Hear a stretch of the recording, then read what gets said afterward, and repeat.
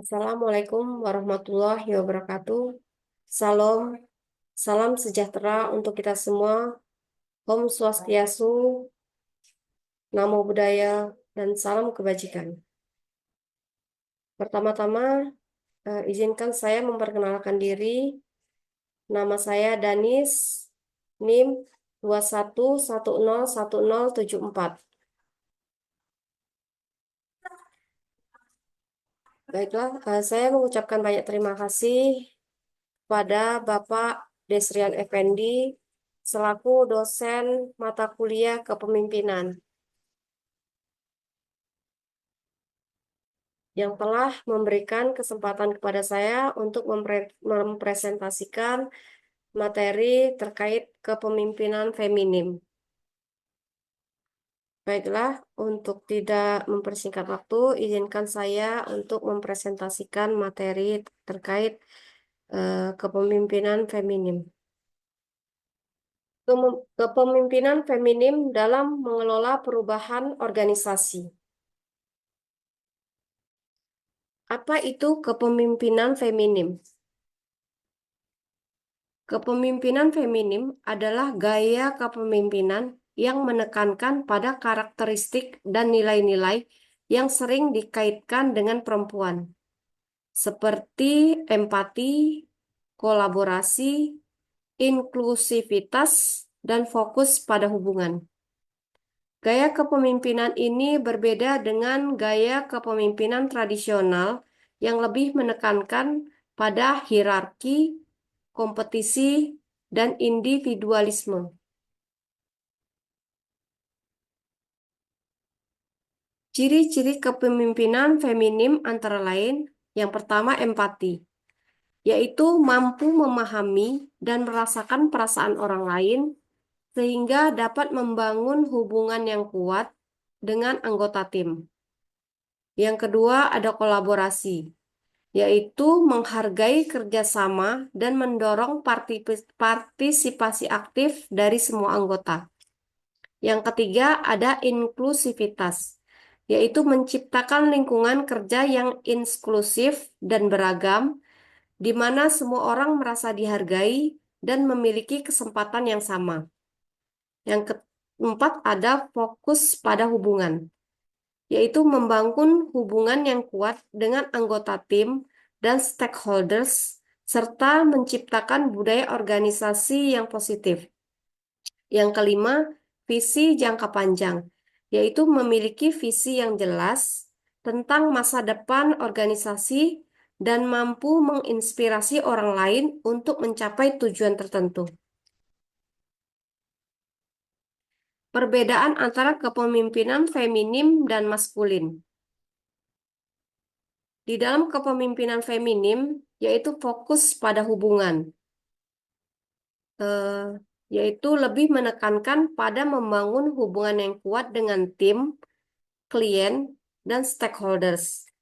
Yang kedua ada kolaboratif, yaitu mendorong partisipasi semua anggota tim dalam pengambilan keputusan. Yang ketiga ada empati, yaitu sangat peka terhadap kebutuhan dan perasaan orang lain. Yang keempat ada inklusif, yaitu menciptakan lingkungan kerja yang inklusif dan beragam. Yang kelima ada fleksibilitas, yaitu mampu beradaptasi dengan perubahan dan situasi yang tidak terduga. Yang keenam yaitu komunikasi yang baik, mampu mendengarkan dengan baik dan menyampaikan pesan dengan jelas dan empatik.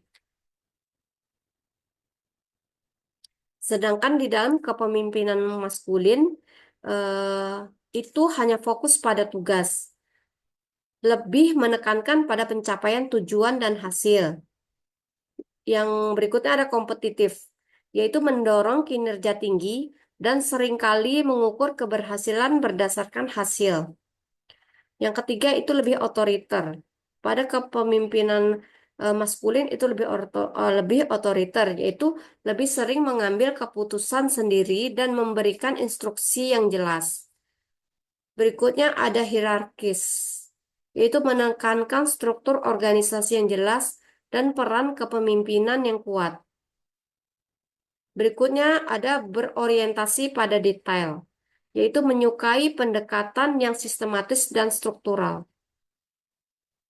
Berikutnya ada konfrontatif, yaitu tidak takut untuk menyampaikan pendapat yang berbeda atau memberikan kritik. Mengapa kepemimpinan feminim ideal untuk perubahan? Yang pertama yaitu fokus pada hubungan. Di dalam kepemimpinan feminim, cenderung membangun hubungan yang kuat dengan timnya. Mereka lebih terbuka dan eh, memberikan masukan dan pendapat orang lain, menciptakan lingkungan kerja yang inklusif. Hal ini sangat penting dalam mendorong perubahan karena melibatkan banyak pihak dan memerlukan dukungan dari semua level organisasi. Yang kedua, eh, kenapa kepemimpinan feminim itu ideal untuk perubahan, yaitu adanya empati dan pemahaman.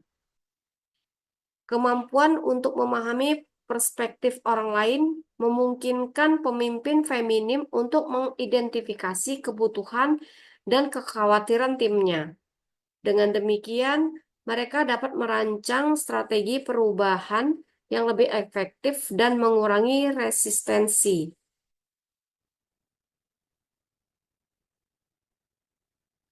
Yang ketiga, kepemimpinan feminim itu ideal untuk perubahan adalah karena adanya kolaborasi. Kepemimpinan feminim mendorong kolaborasi dan kerjasama tim. Alih-alih mengambil keputusan secara sepihak, pemimpin feminim melibatkan tim dalam proses pengambilan keputusan. Hal ini tidak hanya meningkatkan kualitas keputusan, tetapi juga meningkatkan rasa kepemilikan dan komitmen terhadap perubahan. Yang keempat, karena kepemimpinan feminim itu lebih fleksibilitas.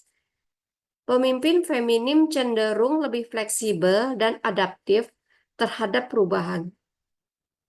Mereka mampu mengelola ketidakpastian dan perubahan dengan lebih baik, yang sangat penting dalam lingkungan bisnis yang dinamis. Yang kelima, kenapa kepemimpinan feminim ideal untuk perubahan, yaitu karena visi yang inklusif. Pemimpin feminim seringkali memiliki visi yang lebih inklusif, yang mempertimbangkan kebutuhan dan aspirasi dari semua anggota organisasi.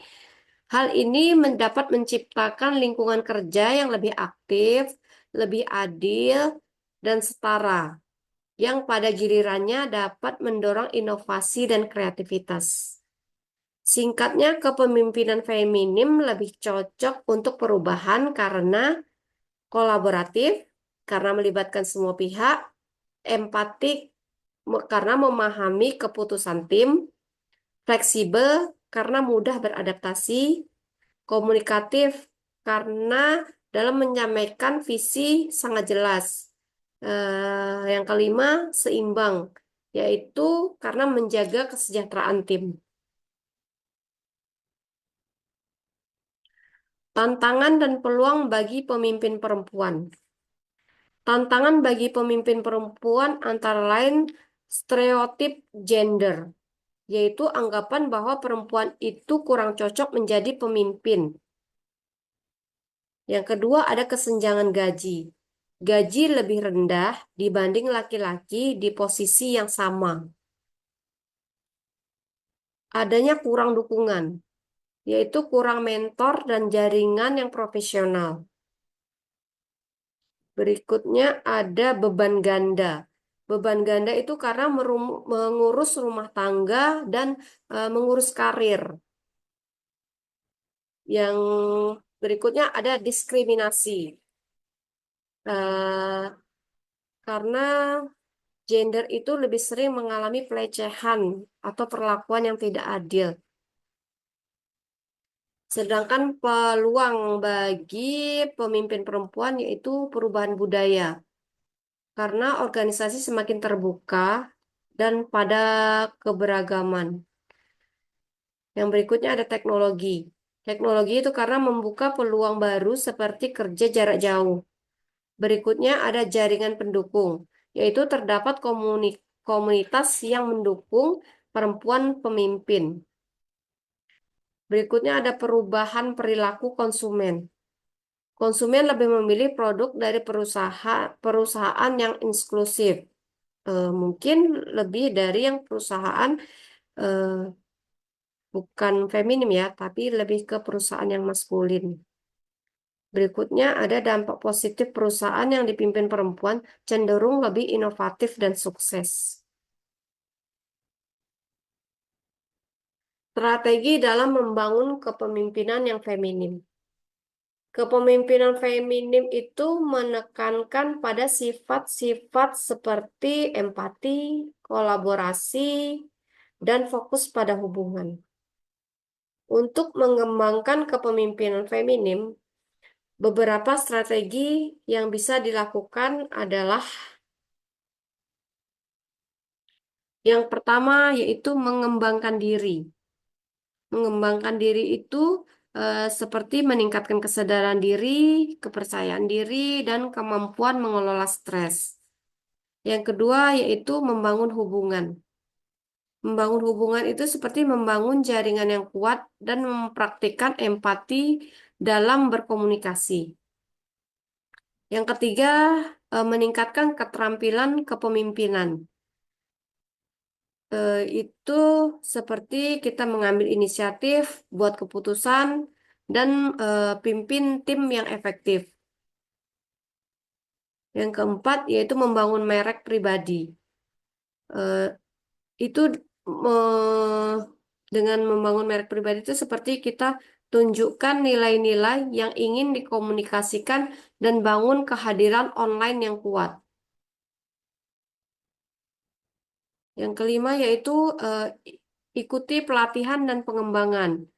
Kita harus meningkatkan keterampilan kepemimpinan melalui program-program pelatihan yang ada, serta luangkan waktu untuk kegiatan pribadi. Jadi kesimpulan dari kepemimpinan feminim bukan sekedar tren, melainkan sebuah revolusi dalam dunia kepemimpinan. Dengan menekankan pada empati, kolaborasi, dan inklusivitas, gaya kepemimpinan ini menawarkan pendekatan yang lebih manusiawi dan efektif dalam menghadapi kompleksitas tantangan masa kini. Kehadiran pemimpin perempuan yang semakin banyak di berbagai sektor telah membuktikan bahwa kepemimpinan feminim dapat membawa perubahan positif yang signifikan. Dengan mendorong lebih banyak perempuan untuk mengambil peran kepemimpinan, kita dapat menciptakan masa depan yang lebih adil, inklusif, dan berkelanjutan bagi semua. Baiklah, terima kasih presentasi dari saya. Semoga materi ini dapat bermanfaat bagi kita semua. Apabila dalam penyampaian materi saya tadi ada terdapat kesalahan kata, saya mohon maaf yang sebesar-besarnya. Saya ucapkan terima kasih dan saya akhiri dengan wabillahi taufik wal hidayah. Wassalamualaikum warahmatullahi wabarakatuh.